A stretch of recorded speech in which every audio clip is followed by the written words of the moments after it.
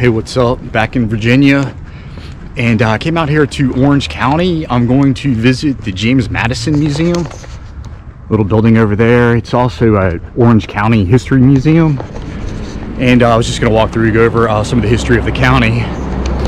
And here's the old James Madison Inn, a pretty booming hotel here in town until the whole passenger train industry died down. But anyway, I heard about this place from listening to the Virginia History podcast, and I just wanted to give them a quick shout out. And probably half of what I learned about these places is from listening. And yeah, so if you've got an interest in Virginia history, in particular the whole settlement period, I would definitely give them a listen. So anyway, let me go check this place out. All right. Kind of walked through this place earlier, so I'm going to go through it again and kind of explain some of the history.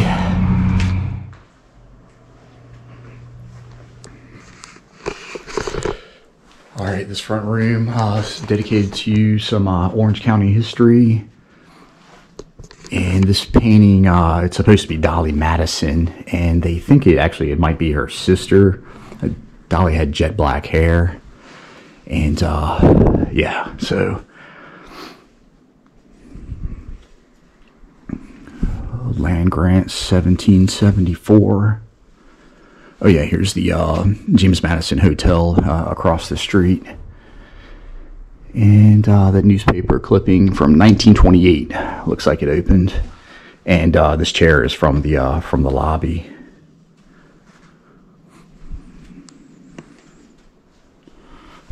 The Exchange Hotel down in Gordonsville. I visited that place a couple months ago.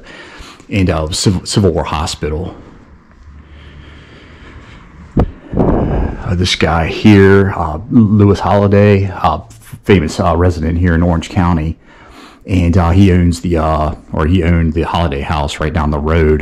Their family lived there for a little over 100 years, and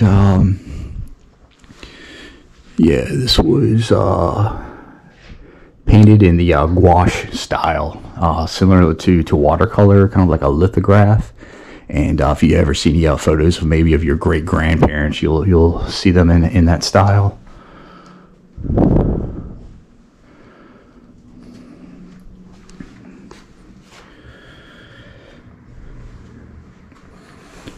This document here, an estate sale for Robert T. Willis.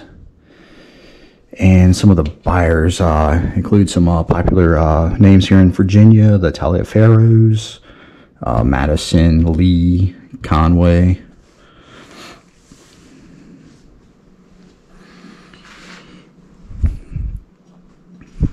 Yeah, uniform from World War. Tell by the helmet. And looks like the uniform of, let's see, Leonard Wampler. Pretty small guy. And up here you've got Ernest Terrell, first African-American soldier from Orange County to enlist.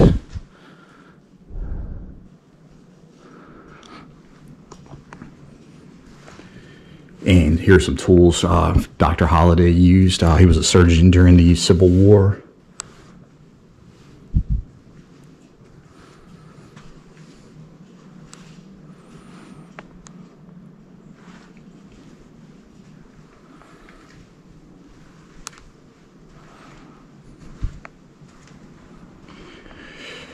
This whole setup here is from the plantation era, I guess.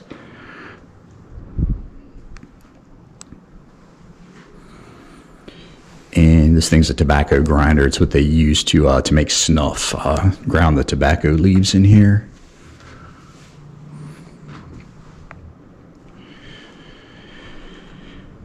And this is what the, I guess, house slave would wear. She was dressed nice, I guess, greeting people. And this is what the lady of the house would wear: a silk dress.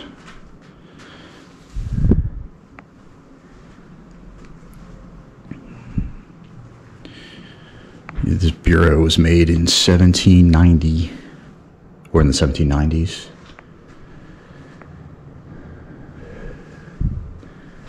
And this looks like it goes through the transatlantic slave trade. And you'll see most of the slaves, of course, came from the Gold Coast and Angola. Most went to South America and Central America, about 5 million, 4.5 million, and then about half a million, of course, to the southern United States.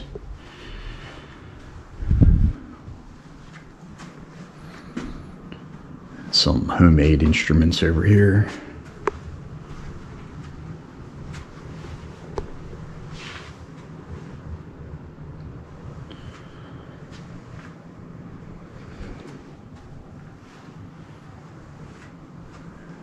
And this looks like it kind of goes to the civil rights era.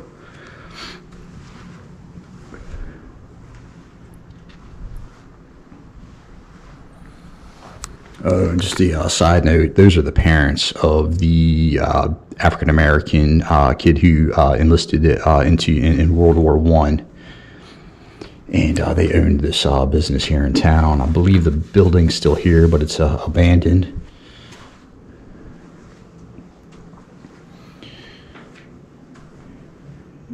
Here's a ledger of black voters. I think only black males could vote. Well, yeah, obviously, 1904. And there's a ballot box.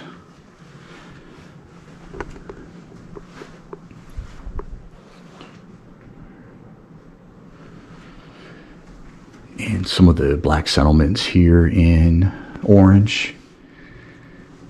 And I'm familiar with this area, Shady Grove in Spotsylvania. After the emancipation, after the Civil War, a lot of the slaves in the Tidewater region came a little bit out west to form little communities. Looks like some athletes down there.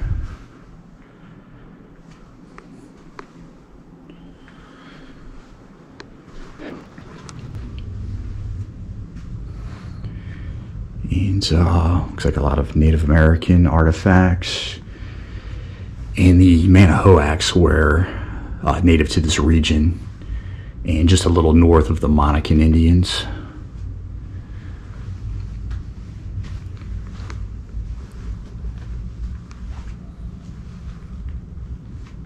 Just, yeah, all your typical arrowheads, axe heads. Oh, yeah, and this was Orange County in 1734, actually. It was, they say it was the largest county ever created. And the story with that is that in 1734, Prince William of Orange, over in the Netherlands, House of Orange, married Prince Anne, House of Hanover in England. And in honor of their marriage, King George II named this region after them. And the reason why he just went ahead and claimed all this, territory, and it was kind of a statement to France, because this was all French territory, of course, at the time, and would end up leading to the French-Indian War. And but it was only like this for about 4 years, and this quickly started breaking off into different territories and slowly dwindled down. And I know a big part of this turned into Augusta County, and then yeah, just whittled down to Orange.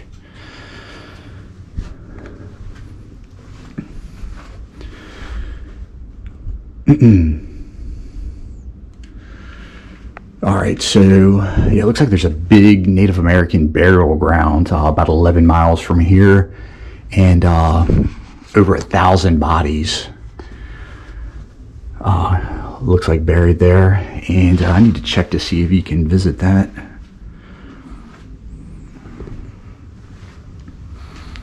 Yeah, so the whole Manahoac Confederacy, yeah, Manahoac, yeah, the whole Indian Native American thing gets so confusing. So many tribes, confederacies, sub-tribes.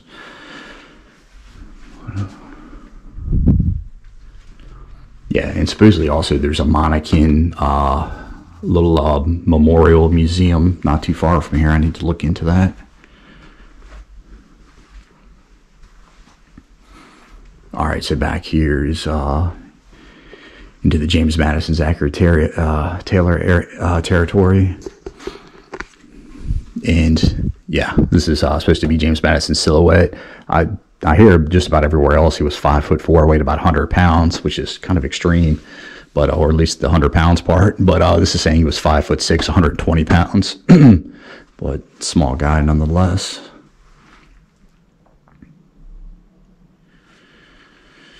And old newspaper clippings, his obituary after his death.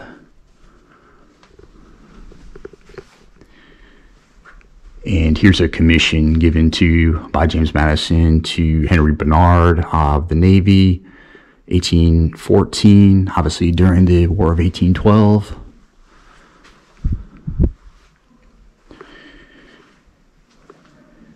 And yeah, James Madison, and Zachary Taylor were cousins. I believe they were second cousins, I'm pretty sure. And yeah, that's Zachary Taylor's chair, and that was James Madison's chair. And this is Zachary Taylor's bed. And just a brief history on Zachary Taylor. He was born here in Orange, but he's not really a Virginian. He literally only lived here a couple weeks. His parents were packed up, set to move to Kentucky, Louisville. And his mother got sick and gave birth to him a little premature, so they stayed, gave birth to him, and then they took off. And yeah, of course, he was president. He was only president a little over a year. So, and he's mostly famous as being a military war hero. And yeah, he fought in the Black Hawk Wars, the Second Seminole Wars, the Mexican-American War, also the War of 1812. And yeah, he was president, but he actually didn't really care for politics. And he was encouraged by the Whig Party to run for president just off of his popularity as a war hero.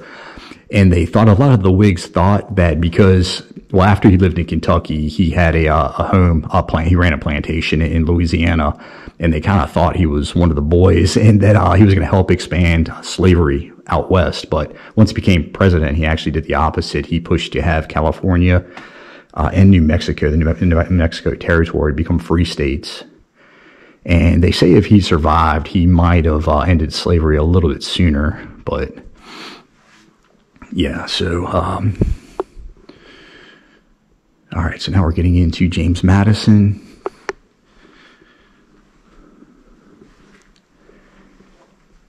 And James Madison, actually, he was born out in King George County. He was born out at Belgrove. That's a place you can visit. I went there several months ago, made a video. And he lived again. He lived there a few weeks, I believe. And his mother had gone out there to be with her family while she gave birth. Apparently, that was kind of popular back then. And he grew up a sickly child. I think his mother might have been a hypochondriac. I don't think he was ever really diagnosed with anything. I know he had chronic arthritis, but he ended up living to 85 years old. So, but yeah, and another thing he's not famous for, but he's one of the first Virginia elites not to attend William and Mary. He actually went to school in Princeton, and maybe that's where he got some of his Federalist ideas.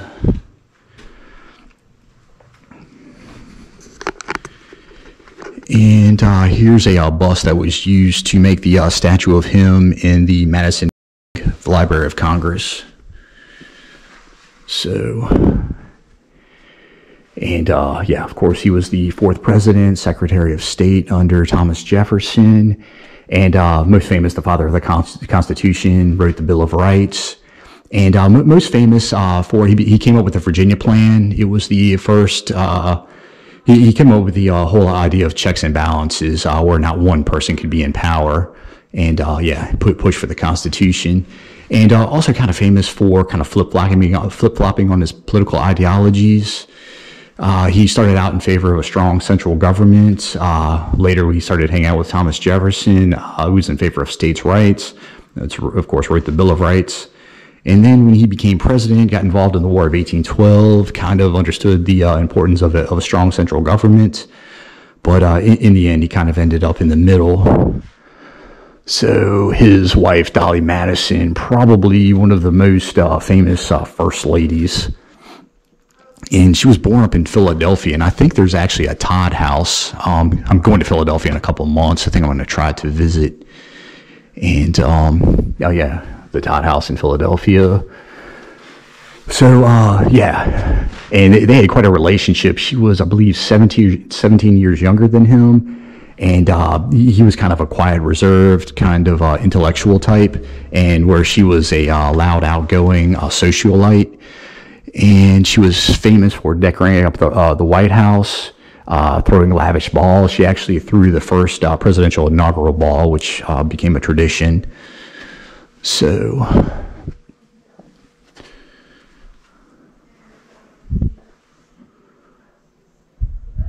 yeah. All right, this lady over here, Anne Spottswood. And she was the great-granddaughter of Alexander Spottswood.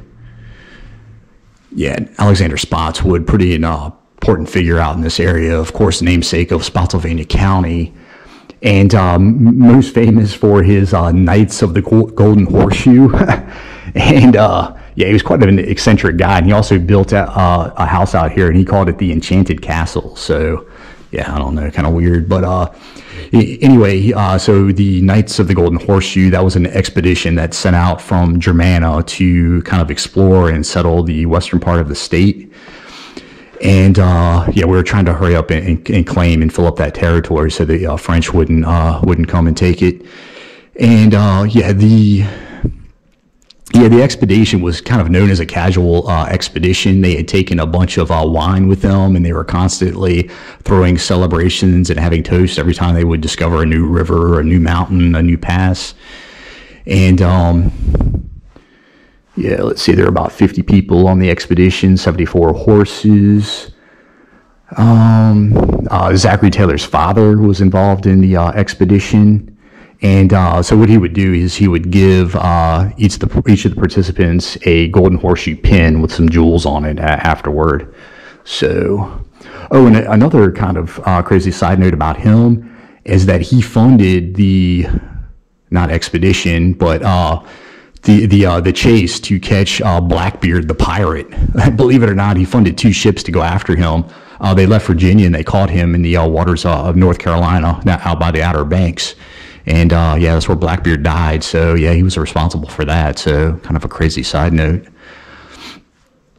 Yeah. So anyway, oh yeah, and German big settlement out here, and yeah, I think I need to go over and visit that as well.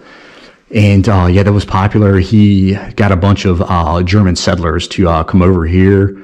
To fill up a little fort he had built out here to kind of protect the area. And he was trying to start a mining industry. He was looking for silver, and he started a couple iron mines out here. So yeah, big German settlement.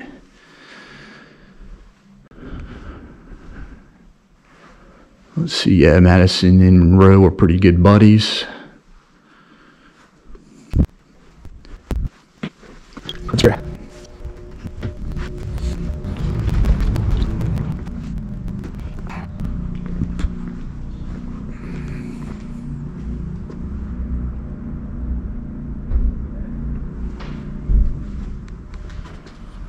So this is a reconstruction of a tenant house on the lands out here settled by Alexander Spottswood, the Arginal Price House.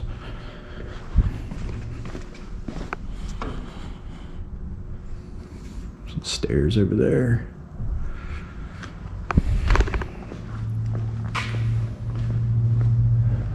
A couple old plows, harrows.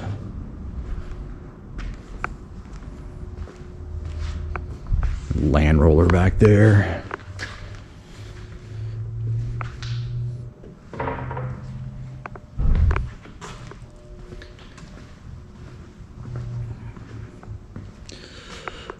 Looks like quite a contraption over here. A reaper and thrasher, and yeah, used for harvesting wheat. Ugh. And before you had cars, you had these things. This is a Rockaway carriage, popular carriage, late 1800s. and popular for having the driver's seat kind of inside the body. And they were kind of the station wagons, I guess, of the time. And over here, Tin Lizzie, the old Model T. And I'm sure most people know it was the first vehicle put into mass production, and first vehicle for the common man that was affordable to everybody.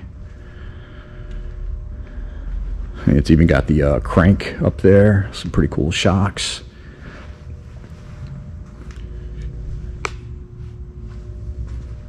And one thing to note, only one front door on this thing. It's on the passenger side, and that was for the so the gentleman could go in first and then the lady.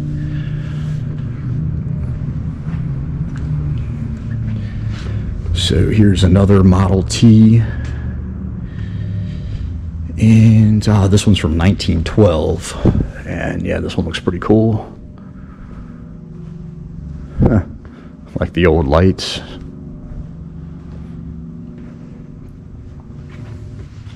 Pedals down there.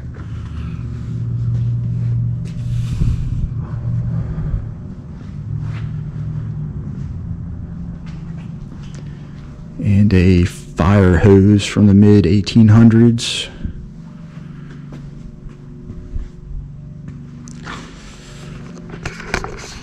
All right, so that was my little walkthrough, and yeah, I think I'm going to put a link to this place in the, I'm going to start putting links to these places in the description below my videos. And to let you know, this place was $10. It's open 7 days a week, Monday through Friday. So yeah, it's I'd recommend checking it out if you're on your way to Montpelier. So you probably just need about 45 minutes to get through everything. So anyway, see ya.